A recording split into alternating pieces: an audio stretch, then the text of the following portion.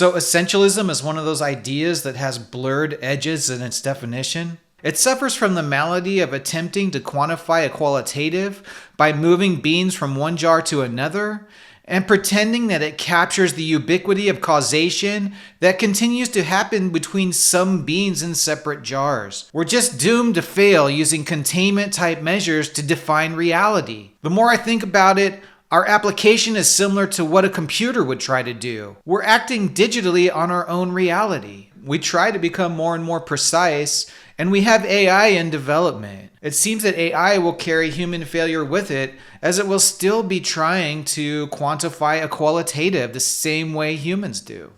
It'll just be doing it in a much larger sense, more precise quantification of a quality. After all, translating reality into binary still traps the quantitative to qualitative paradoxical situation. But if it calculates a larger area, humans can come out ahead. But I start to think, no matter how powerful and how vast the calculations become, we're still quantifying the qualitative of reality at the core. But that leads to a final question. The big question. Maybe at very large scales, our universe is digital. Maybe at very large scales, we are quantified. Maybe the qualitative only appears out of the failure to perceive effectively a massive quantitative. We perceive the paradox at the application level, but what we perceive is just a mismatch between a very large digital presentation and a very dull digital lens at the application level. Then we start to think there's a difference between the qualitative and the quantitative. Maybe we need to view the qualitative as large quantitative.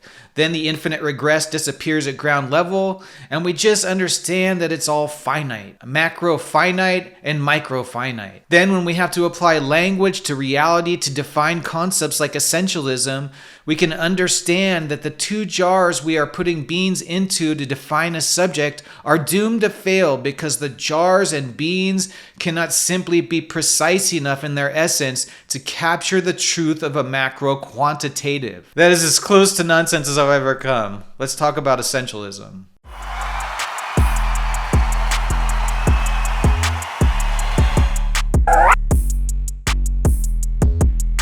Essentialism is a philosophical theory that suggests certain entities or concepts have a set of fundamental characteristics or essence that define their identity. According to essentialism, these intrinsic properties are inherent and unchanging, making them central to the nature of the thing being considered. In different fields, essentialism takes on specific meanings. Philosophy. It argues that for any given entity, there is a core set of attributes that are necessary for its identity and function. For instance, an essentialist might claim that humans possess a fundamental nature that includes rationality or moral capacity. Education. Essentialism is an educational theory that emphasizes a core curriculum of essential knowledge and skills that all students should learn. The focus is on traditional subjects like reading, writing, math, science, and history. Biology. In biology, essentialism is the notion that species have an unchangeable essence, a concept that was challenged by the theory of evolution, which emphasizes variability and change over time. Overall, essentialism can be contrasted with more relativistic or constructivist perspectives, which suggests that characteristics or identities are shaped by external factors such as cultural or personal experiences. In conclusion, essentialism is a complex philosophical concept with implications for various fields. While it has been influential, it's also faced significant criticism. Understanding essentialism can help us better appreciate the philosophical debates surrounding the nature of reality and identity. Objects as well as ideas contain a history of causation. It's very hard to capture that history in our definitions, in our language, and in our minds. Our view is going to be necessarily reductionist because we're necessarily not omniscient. That part of an object or idea's history that we don't see is part of its essential existence.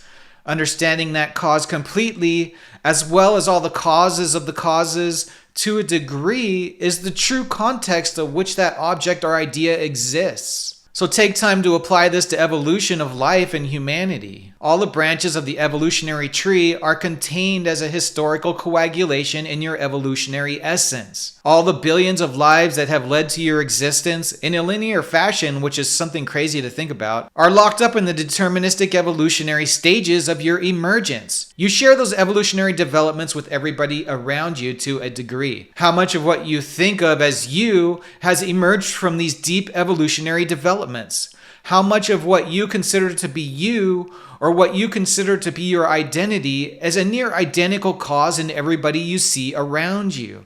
The tragedy of life is that it takes effort to realize what should be a default realization.